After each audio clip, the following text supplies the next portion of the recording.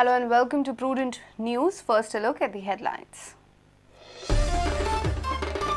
Rice bags seized at Sachin Naik's godown are similar to bags found at Civil Supplies godown. Our self-help group supplying midday meal rice to Sachin Naik, a Prudent special.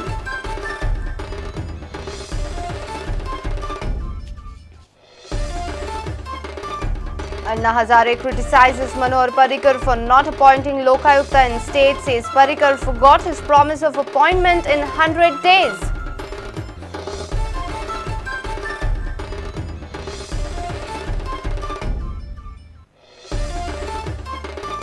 Kejriwal shouldn't attack all politicians at the same time, get rid one at a time. Anna advises Arvind in an exclusive interview to Prudent, accepts that it is a Herculean task to run a political party without money.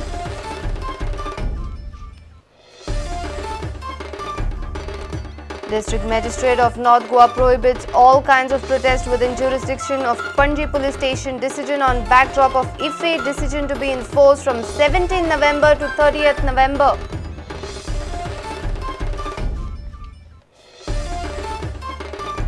More than 2,500 youth from South Goa apply for the constable's post advertised by Goa Police. Number from Salsit still negligible.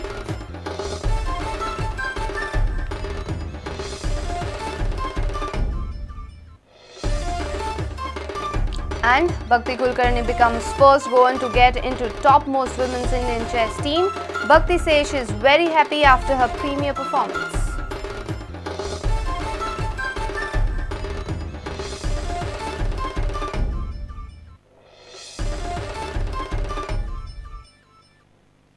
And now the news in detail. The alleged racket involving sale of rice procured for midday meal scheme has taken a different turn. It is almost clear that rice bags seized at Sachin Naik's godown are similar bags received by the self-help groups under the midday meal scheme. The same rice brand bags were seen at the Civil Supplies godown at Betauda on Monday. Were the self-help group supplying the rice procured by them to Sachin Naik? Watch Vivek Prabhu's special report.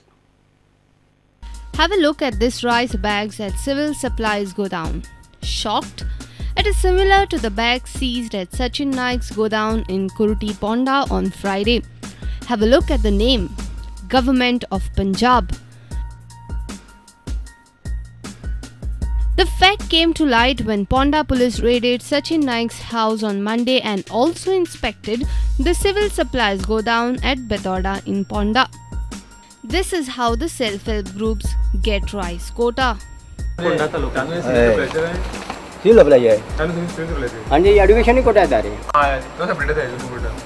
Education separate कितलो अंदाज तुका खबर आसा कितलो एजुकेशनाचो 24 ton कितें येता 24 ton म्हयन्याचे म्हयन्याक 24 ton आनी 24 टन कोण येता तालुका हय 24 टन आनी हेजो दुसरो सिविलाचो आमचो सिविलाचो 300 टन 350 टन येता म्हयन्याक आनी ते हे आहा APL BPL आनी तो देता तशें आहा रे ते सेपरेट आहा रे सेल्फ हेल्प ग्रुप हांगा येवन डायरेक्ट व्हरता तुमच्या हय आमचे ती परमिटा घेवन येता एजुकेशनाची मिड डे मिलाची ही भाशेन आनी प्रत्येक हे सेल्फ हेल्प ग्रुप कितलो व्हरता नो ग्रुपांतलो कसो कितें व्हरता कोटा कितलो व्हरता तांकां येता रे पयर तेंचे ते दिता मरे तशें पळय तशें दियाप तेंचे ते हे 620 रायस 620 वीट अहे रे 1534 क्विंटल रायस 153 वीट अहे दोन्ही येतात तांदूळ मीठ आनी गोंय तांदूळ दोन्ही येता पळय. Now the question is, in spite of all these checks and procedures, how the rice reached the godown of Sachin Naik? Sources say that 4 self-help groups out of 9 from Ponda were distributing this rice to Sachin Naik, and Naik in return used to sell it in the market at higher price. ADAI needs to take details from self-help groups about the quota procured and used. However, this case at Ponda has highlighted loopholes in the process. Ponda police have arrested a shop owner from Kurti Ponda, Sachin Naik, in this racket. Truck driver Vitthal Janu Kasture and driver Jyotiba Botekar are also arrested. Police have seized 527 bags of rice, 50 kg each, and other packaging machinery. A reporter from Ponda, Vivek Prabhu. Gandhi and Anna Hazare has criticized IIT and Chief Minister Manohar Parrikar for not appointing Lokayukta in the state. He raised question over Parrikar's promise to appoint Lokayukta within 100 days. Anna also made it clear that though he and Arvind Kejriwal follow different paths, their aim is to clean up the parliament. Goa सरकारने पत्र दिलं होतं की आम्ही 100 दिवसात ग्रामसभा आणू. हे ग्रामसभा एवढी मजबूत आहे, म्हणजे एवढी उच्च दर्जावर आहे. लोकसभा आणि विधानसभेच्या वर आहे ग्रामसभा. अजून लोकांना कळलंच नाही. अण्णा, आमच्या गोव्यातील नव्या सरकारने 100 दिवसात लोकायुक्त आणण्याचं आश्वासन दिलेलं होतं. आता 7 महिने झाले, अजून लोकायुक्तांचा पत्ता नाही. मोठ्या प्रमाणावर ज्यावेळेला जनता रस्त्यावर येईल त्यावेळेला सरकारचं नाक दाबलं तर तोंड उघडेल. पण जनता रस्त्यावर येत नाही हा त्याला थोडा दोष आहे. आणि त्यांना जागवणारी माणसंही पाहिजे. हे लोक आयुक्त आला तर तुमचा काय फायदा होणार आहे, आणि आता लोक आयुक्त नाही तर तुमचं नुकसान कसं होतं आहे हे समजून सांगणं. खेड्यापाड्यात तळापर्यंत गेलं पाहिजे. आणि तळातून हे जर आंदोलन उभं झालं, तुम्ही पहा जास्त वेळ लागणार नाही. 6 महिन्याच्या आतमध्ये लोक आयुक्त आणावं लागेल. Bharatiya Janata Party is committed to empowering the Gram Sabha as envisaged in the 73rd Amendment to the Constitution of India, and appropriate amendments will be enacted if so required to be in tune with the said 73rd Amendment to the Constitution. या बाबतीत एकही file हल्ली नाही. भारतीय जनता पक्ष पण आम्हाला फसवत आहे असं आम्हाला इंडिया अगेन्स्ट करप्शन युनिटला वाटू लागला आहे. लोकांच्या हातात त्यांचे घटनेनुसार जे हक्क आहे ते द्यायला कोण शोधत नाही आहे, हे आम्हाला लोकांपर्यंत पोचवायचं आहे. आणि हे पोचवायला जे आमच्याकडे डॉक्युमेंट्स आहे, जे आमच्याकडे स्टडी आहे, ते स्टडी आम्ही उघडून आणि त्याच्यावर आम्ही डिबेट चालवणार आहे. या इलेक्शनच्या आधी जनलोकपाल सरकार आणेल. जनलोकपाल असा विश्वास वाटतो आहे, कारण आता त्यांना परवडणार नाही. आम्ही एक ठरवतो आहे की ग्रामसभा गावापासून गल्लीपासून तर दिल्लीपर्यंत आता संघटन बांधणे, प्रत्येक खेड्यापर्यंत आम्ही जाणार आहे. आता माझे दौरे सुरू होतात 30 जानेवारीपासून. 1.5 वर्ष मी फिरत राहणार आहे संबंध देशभर. विरोध नाही आहे, फक्त आमच्या वाटाच्या चुकल्या. मला राजकारणाशी जोडू नका. पण अरविंदला मी सांगितलं, तुम्ही जे चारित्र्यशील लोक उभे करणार आहात त्याच्यात मला जर दिसलं की ही माणसं चारित्र्यशील आहेत, मी सपोर्ट करेल ना. Our video journalist from Panji, Devendra Gaukar. Do not take on all the politicians at the same time. Get rid of them one by one is the advice Anna Hazare has given to Arvind Kejriwal. He was exclusively speaking to Prudent during his Goa visit. He also accepted that it is a Herculean task to run a political party without strong backing of money.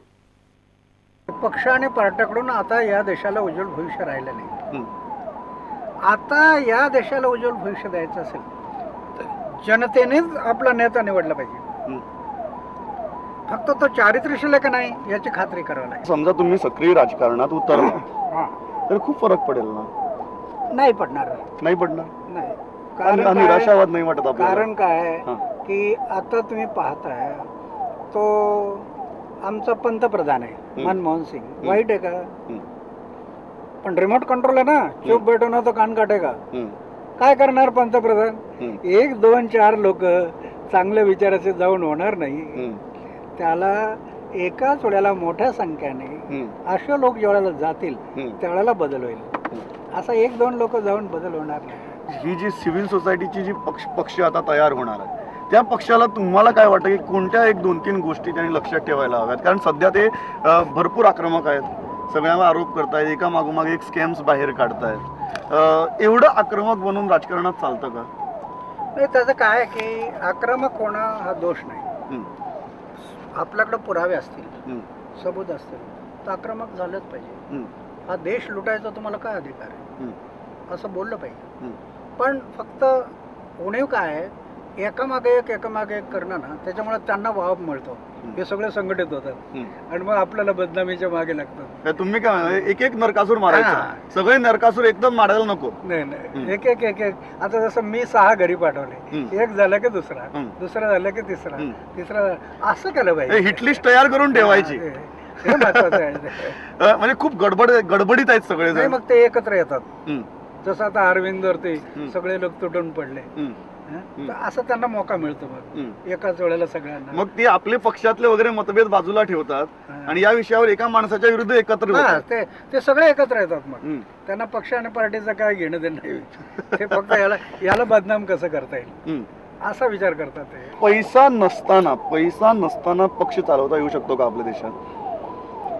अशक्य नाही, पण खूप प्रयत्न करावा लागेल. रक्ताचं पाणी करावं लागेल कार्यकर्त्यांना, खेड्यापाड्यात घराघरात. आणि ते एकदा जाऊन होणार नाही, सारखं हॅमरिंग सातत्याने करावं लागेल. सातत्याने हॅमरिंग केलं आणि लोकांच्या मनावर ते बिंबलं, मग पैशाची सुद्धा गरज नाही.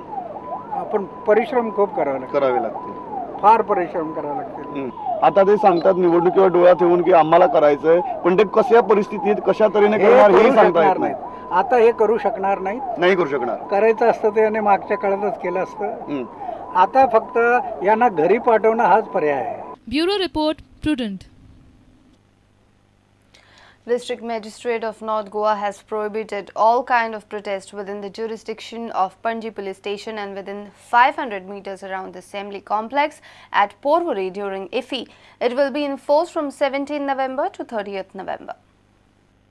In view of International Film Festival of India 2012, scheduled to be held in Panji from November 20th to 30th, District Magistrate of North Goa has prohibited all kind of protests, rallies, morchas, and any kind of processions of people. This step has been taken keeping in view that various interested groups are likely to resort to agitation for redressal of their grievances, and this may create uncontrollable situations including paralysis of traffic in the city, leading to likely breach in the maintenance of public order and peace.